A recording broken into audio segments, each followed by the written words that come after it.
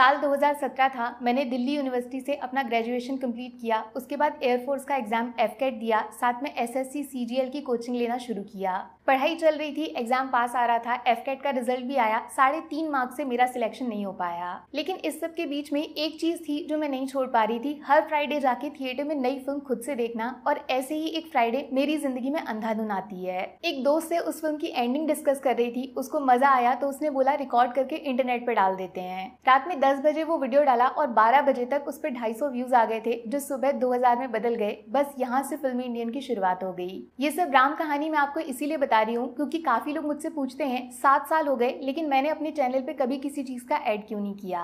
क्योंकि ड्यू से 3 साल की डिग्री लेने के बाद भी जो चीज मुझे खुद का रिस्पेक्ट नहीं दे पाई वो एक 3 मिनट के वीडियो से मिल गया। इसीलिए ना मैं अपने चैनल पे कभी ऐड करती हूँ और ना ही जिंदगी में कभी करूंगी। और ये पूरी 7 साल की मेहनत सिर्फ 7 सेकंड्स में वही लोग मुझसे छीनना चाहते हैं जिनकी फिल्मों के लिए 7 सालों में रात दिन मैंने बिना रुके काम किया है और शायद वो ये जानते तक नहीं है। पिछले हफ्ते 5 सितंबर को बहुत सारी मूवीज आई, मैंने सारी देखी, सबका रिव्यू डाला और जैसा अक्सर होता है कुछ लोगों को वीडियो पसंद आया, कुछ को नहीं आया। जब मैं किसी का रिव्यू कर सकती हूँ तो लोग मेरा भी रिव्यू कर सकते हैं, इसमें कुछ गलत नहीं है। सबको इस देश में फ्रीडम ऑफ एक्सप्रेशन की आजादी है। तो मेरे वीडियो पे अच्छे खासे व्यूज हो गए थे, लेकिन फिर संडे को पता चलता है उस वीडियो पे सीधा फिल्म के प्रोड्यूसर ने खुद के चैनल से कॉपीराइट स्ट्राइक डलवा दिया है। पहले मुझे लगा कुछ मिसअंडरस्टैंडिंग हुई है, कुछ एरर हुआ होगा। कॉपीराइट स्ट्राइक पहली बार नहीं हुआ था, काफी बार हो चुका है, लेकिन बात करने से हमेशा सॉल्व हो जाता है। इसीलिए मैंने प्रॉपर लैंग्वेज में सीधा अपने शब्दों में बहुत रिस्पेक्ट के साथ उनकी मेल आईडी पे अपना प्रॉब्लम शेयर किया और उनके रिप्लाई का वेट करने लग गई और अगले दिन पहले की तरह वीडियोस डाल के आगे बढ़ गई।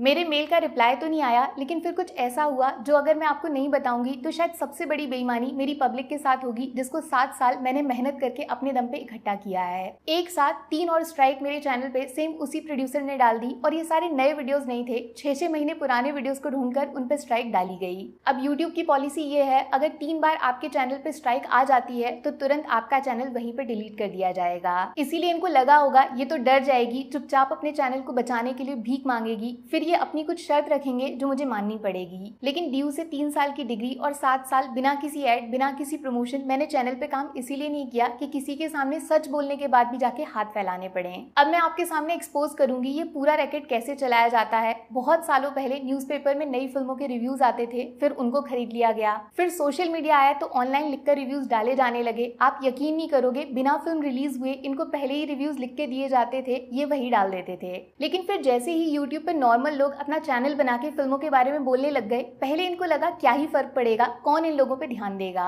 लेकिन जैसे ही ये फिल्म रिव्यू कैटेगरी बड़ी हो गई तो इनको टेंशन होने लगा, इनको कंट्रोल कैसे करेंगे, ये कोई मुंबई में बैठे हुए दोस्त रिश्तेदार तो है नहीं। तब इन्होंने क्रिएटर्स को कांटेक्ट करना शुरू किया, कुछ पैसों से मान गए तो कुछ को एक्टर्स के इंटरव्यू का लालच देकर उनको खुद से जोड़ लिया। मेरे पास भी ऑफर आया था, मैं नाम नहीं लूंगी, शायद बॉलीवुड का सबसे बड़ा प्रोडक्शन हाउस है, दूसरा ओटीटी का एक बहुत बड़ा प्लेटफॉर्म है, लेकिन मैंने आज तक किसी को रिप्लाई नहीं किया, सिर्फ अपने काम से काम रखा। तो मेरे जैसे लोगों के लिए इन्होंने रास्ता ढूंढा है कॉपीराइट स्ट्राइक्स का। रीजन बताते हैं, मैंने वीडियो में इनकी फिल्म का फोटो यूज किया है। नाम में ही कॉपी और राइट है, किसी चीज को कॉपी करके खुद को उसका मालिक बताना, ये होता है कॉपीराइट। भैया तुम्हारी फिल्म तुमको मुबारक, ये कोई नहीं बोल रहा कि वो फिल्म मैंने बनाई है और ना ही तुम्हारी पूरी की पूरी फिल्म मैंने अपने चैनल पे डाल दी है। किसी चीज के बारे में कमेंट्री करने के लिए, उसके बारे में रिव्यूज देने के लिए उसका फोटो यूज किया गया तो वो फेयर यूज में आता है, उससे फिल्म का बॉक्स ऑफिस कलेक्शन मेरे अकाउंट में नहीं चला जाएगा।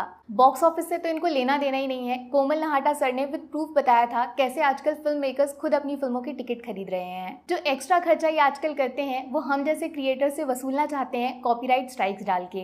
सोचो अगर प्रेमानंद महाराज कॉपीराइट स्ट्राइक्स डालने पे आ जाएं तो इंडिया में 50% यूट्यूब और 50% इंस्टाग्राम चैनल्स अभी आज डिलीट हो जाएंगे। लेकिन उनके बारे में बात करना, राधा रानी, भगवान कृष्ण के बारे में बात करना, यही तो वो चाहते हैं। इसके लिए वो कोई कॉपीराइट स्ट्राइक नहीं देंगे, जितना उनके बारे में बात करोगे उनको अच्छा लगेगा। फिल्म क्रिएटर्स का भी यही काम है, वो फिल्मों के बारे में बात करते हैं, ये उनके लिए भगवान जैसा है, उनका करियर है, रोजी रोटी है। कोई ईमानदारी से काम करेगा तो उस पर स्ट्राइक डाल दोगे। अगर टारगेट करना ही है तो पायरेसी वेबसाइट्स को जाके करो ना, वो तो बिना डरे पूरी की पूरी फिल्म थिएटर से रिकॉर्ड करके इंटरनेट पे फैला देते हैं, उनको क्यों नहीं मिलती कॉपीराइट स्ट्राइक। और ज्यादा शिकायत है आपको, मैंने आपके फोटोज यूज किए तो ऑप्शन होता है क्लेम डालने का, उससे उस वीडियो से जितना रेवेन्यू आएगा वो पूरा का पूरा उस चैनल को चला जाएगा। लेकिन ये उनका इरादा ही नहीं है। जितना मैंने टोटल यूट्यूब से कमाया है 7 सालों में, उतना ये 7 मिनट में रोज कमाते हैं, फिर भी सोचो शांति नहीं मिल रही है। इनका क्या इरादा है? एक न्यूज सुनी होगी आपने थोड़े दिन पहले, बहुत सारे प्रोड्यूसर्स मिलकर एक मीटिंग करने वाले हैं जिसमें नेगेटिव रिव्यूज डालने वाले इन्फ्लुएंसर्स, रिव्यूअर्स पे क्या एक्शन लेना है वो डिस्कशन होगा।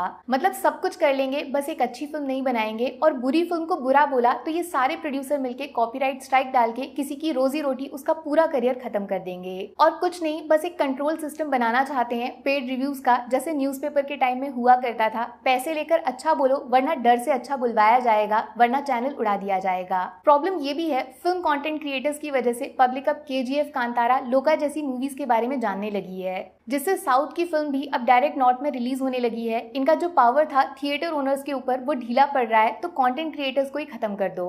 सेम यही केस हुआ था मोहक मंगल के साथ भी। उसके चैनल पे 2 बार स्ट्राइक्स डाल के उसको अपने हाथों की कठपुतली बनाना चाहते थे, 45 लाख तक डिमांड कर रहे थे। भाई अगर पैसे ही चाहिए ना तो आप बहुत गलत इंसान को टारगेट कर रहे हो। ना तो मैं ऐड करती हूँ और ना ही आप लोग मुझे खरीद पाते हो। पैसे कहाँ से लाऊंगी मैं? मेरे पास जो है बस वो ये पब्लिक है। और मैं यकीन से बता सकती हूँ ये सिर्फ मेरे साथ नहीं हो रहा है, बहुत सारे लोग इस चीज से मेंटली परेशान होंगे। सोचो बड़े चैनल्स पे ये सब खुलेआम कर सकते हैं तो छोटे क्रिएटर्स को कितना टॉर्चर करते होंगे। अब बस बहुत हुआ, डरना नहीं है। जैसे मोहक ने ये मेल लिखा था, मैं भी same to same prime minister of India Narendra Modi और minister of information and broadcasting Ashwini Vaishnaw को लिखने जा रही हूँ freedom of speech plus power का मिसयूज करने के लिए। तो नीचे दोनों की मेल आईडी शेयर कर दूंगी। अगर आपको भी किसी ने इसी तरह डराया धमकाया है तो सारे मेल्स, जो भी मैसेजेस आए हैं, कोई कॉल रिकॉर्डिंग है, सब कुछ इकट्ठा कर लो, सब बता देना। लेकिन हम सबको बचाना पब्लिक के हाथों में है। आप लोग जिनके लिए हम काम करते हैं, कोई भी क्रिएटर आपसे मदद मांगता है तो प्लीज एक बार उसको सुन लेना। बस लोग सब देख रहे हैं और अच्छे से जानते हैं इस सब के पीछे मास्टरमाइंड कौन है, ये ऊपर तक पता होना चाहिए, उसको एहसास होना चाहिए। मेरी टेंशन मत लेना आप, ये चैनल डिलीट करवा देंगे तो हो जाने दो, दूसरा बना दूंगी। मैं अपने नाम को मरने नहीं दूंगी, फिर से पब्लिक कमा के सच बोलना शुरू कर दूंगी। मैंने आज तक कभी अपने चैनल को लाइक सब्सक्राइब करने को नहीं बोला, बट प्लीज लाइफ में मेरी कभी कोई बात अच्छी लगी है, मेरी वजह से कुछ अच्छा देखा है तो ज्यादा से ज्यादा लोगों तक इस वीडियो को पहुंचा देना, शेयर कर देना, ट्विटर, इंस्टा चाहे जहां डाल देना। मैं कॉपीराइट स्ट्राइक नहीं डालूंगी। Take care, bye bye.